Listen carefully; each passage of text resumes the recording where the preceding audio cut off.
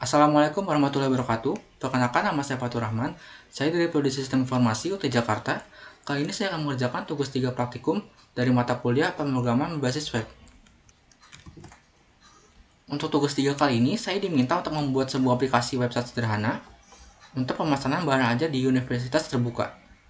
Untuk tugas 3 kali ini hampir sama seperti tugas-tugas sebelumnya, yaitu membuat website yang berbasis Vue.js sebagai frameworknya. Hanya saja pada tugas 3 kali ini, data-data yang dibutuhkan tidak lagi dibaca melalui database, melainkan melalui JSON file yang sudah disediakan pada learning sebagai dummy data. Berikut merupakan untuk data bahan ajar JSON-nya. Di sini sudah disediakan untuk datanya dan sudah saya download. Berikut merupakan filenya. Kemudian di sini terdapat struktur untuk tugas 3-nya. Terdapat indeks HTML yang berperan sebagai root-nya. Kemudian ada aset yang berisi CSS dan IMG-nya. Kemudian data, disinilah data bahan ajar JSON dimasukkan. Kemudian ada JS yang berisi FJS, komponen. Kemudian terdapat service juga, dan terakhir ada template untuk kerangka visualnya. Kemudian catatan, untuk nama filenya menggunakan gaya kebab case. Seperti contoh misalkan file komponen stock.table.js yang nantinya akan diregistrasikan ke dalam view komponen dengan perintah view komponen ba stock table. Berikut merupakan untuk contoh indeks HTML ya. Kemudian di sini selanjutnya ada halaman stok bahan ajar. Ini sama seperti tugas 2 sebelumnya, yang isinya itu seperti kode mata kuliah, kategori mata kuliah, UT daerah, lokasi rak, harga, jumlah stok bahan ajar. Ini sama seperti sebelumnya, bisa dilihat. Untuk fiturnya ada edit stok ajar, filter sort, terus menampilkan statusnya. Kemudian terdapat juga untuk fitur menambahkan data ajar, ada update dan menghapus. Begitupun untuk tracking delivery ordernya. Di sini menampilkan fitur pencarian dengan menggunakan nomor DO atau NIM. Kemudian terdapat fitur untuk menambahkan input delivery order baru dengan nomor DO yang sudah tergenerate otomatis dengan penyusunan DO, tahun berjalan, sequence number. Seperti ini, dimulai dari angka 001 dan seterusnya. Terus ada juga untuk NIM-nya, menambahkan NIM, nama, ekspedisinya untuk dipilih, kemudian paket bahan ajar, tanggal kirim, dan total harganya. Selanjutnya saya akan masuk saja untuk ke VS Code-nya. Sebelum itu saya akan menampilkan dulu untuk data bahan ajar JSON-nya. Berikut merupakan untuk data bahan ajar JSON-nya. Di sini terdapat UPBJJ list, kategori list, pengiriman list, paket, stok, dan trackingnya. Di sini ada. Selanjutnya saya akan masuk ke indeks HTML. Untuk indeks HTML ini berfungsi sebagai routingnya. Di sini terdapat assetsnya. Saya menggunakan gambar UTPNG yang dimasukkan ke dalam IMG. Kemudian di sini ada navbar ya untuk bagian nav listnya, seperti informasi bahan ajar, tracking pengiriman, laporan, monitoring progress DO, rekap bahan ajar. Ini sama seperti kemarin saya untuk navbarnya. Nah, berikut merupakan fokus utama kita pada tugas 3 kali ini, yaitu kita akan membuat sebuah komponen yang nantinya kita hanya perlu merouting dari indeks HTML ini. Di sini saya sudah membuat pada indeks HTML-nya, yaitu ba stock table dan ba data tracking. Ini sama seperti pada catatannya, yaitu file komponen, dan berikut merupakan perintahnya. Seperti ini, yaitu ba stock table dan ba data tracking. Ini merupakan fungsi routing utamanya. Selanjutnya di sini saya akan beralih ke APJS terlebih dahulu ya. Selanjutnya di sini ada APJS. Untuk APJS ini fungsinya hanya satu, yaitu mengambil data bahan ajar JSON dari folder data menggunakan fungsi fetch ya, seperti ini. Selanjutnya di sini ada FJS-nya. Untuk FJS ini merupakan otak utamanya dari aplikasi yang kita buat. Dia akan menyimpan data dengan fungsi DB seperti ini, yaitu PBJJ list, kategori list, pengiriman list, paket, stok, dan tracking. Kemudian di sini ada async mounted. Nah, dia akan menyuruh API service fetch bahan ajar. Ini sama seperti APJS. Dia akan menyuruh untuk mengambil data bahan ajarnya. Kemudian di sini ada fungsi. Untuk fungsi ini dia untuk menghandle add stock, update stock, delete stock pada bagian stoknya di sini. Jadi dia berfungsi untuk menyimpan data yang sudah ditambahkan, update stok setelah data yang sudah dihapus. Begitupun dengan trackingnya, ini untuk menambahkan tracking dan update progressnya. Selanjutnya di sini kita masuk ke bagian components-nya. Ini merupakan komponen utamanya. Kita masuk ke dalam DO Tracking.js. Di sini saya menggunakan view komponen seperti pada tugas view komponen, yang nantinya dia akan mengambil dari BA.do tracking pada index HTML. Nah, seperti ini. Dia akan mengambil pada DO tracking ini. Ya, untuk bagian tracking data, paket, pengiriman, add tracking, dan update progressnya. Nah, untuk fungsi fetch ini, seperti yang saya bilang tadi, dia akan mengambil kerangka visualnya di folder templates dan DO tracking HTML. Untuk bagian resolve-nya, yaitu tracking data, paket list, pengiriman list. Ini untuk data awalnya merupakan get form kosong. Di sini merupakan untuk bagian operasinya, yaitu generasi DO otomatis seperti pada tugas yang tadi disebutkan. Ini untuk selected paket detail, yang nantinya kita akan memilih paket data. Kemudian terdapat fungsi-fungsinya juga seperti harganya, tanggal, kemudian acak DO, asal pencarian, dan simpan DO-nya. Serta tambah status progress di sini juga sudah ada.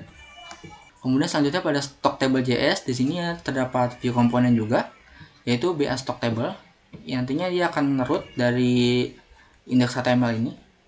Dia akan mengambil dari BA stock table ini. Seperti itu. Kemudian terdapat juga untuk fetch-nya, ini sama, dia mengambil kerangka visual melalui folder template dan stock table-nya.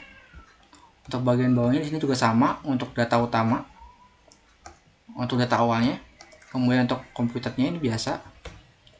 Kemudian untuk proses operasinya di sini komputasinya sama. Untuk kategori, filter data di sini ada. Kemudian ada sorting. Terdapat juga untuk harga di sini. Di sini untuk buahnya, buah ini jumlahnya. Kemudian ada statusnya. Jika jumlahnya ini kosong, maka statusnya akan berubah menjadi kosong. Jika statusnya di bawah dari safety, maka dia akan memunculkan status menipis. Dan jika statusnya lebih dari safety, maka dia akan memunculkan aman. Seperti itu.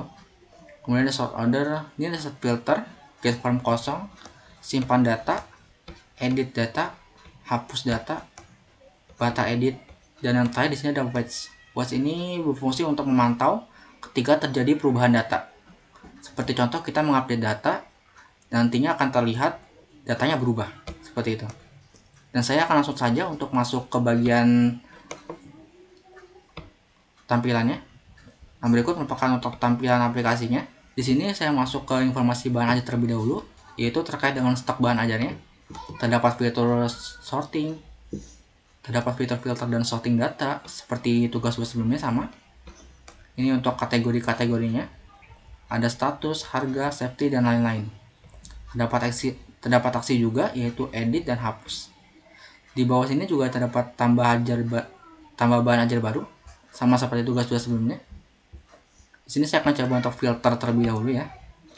Jakarta, tulis stok. Nah, dia akan memfilter datanya seperti yang kita pilih. Seperti ini MK wajib. Nah, di sini juga terdapat reset filter. Kita akan coba reset filternya. Nah, dia akan balik seperti semula. Seperti yang sudah saya jelaskan tadi. Kemudian di sini ada filter sort juga. Nah, dia mengurutkan dari jumlah mata kuliah atau jumlah stok. Nah, dia akan mengurutkan dari yang terkecil hingga terbesar. Harga juga ada. Nah, dia akan mengurutkan harganya dari yang terkecil hingga terbesar atau sebaliknya. Dan di sini saya akan coba menambahkan data bahan ajar baru. Saya akan random saja ya untuk datanya.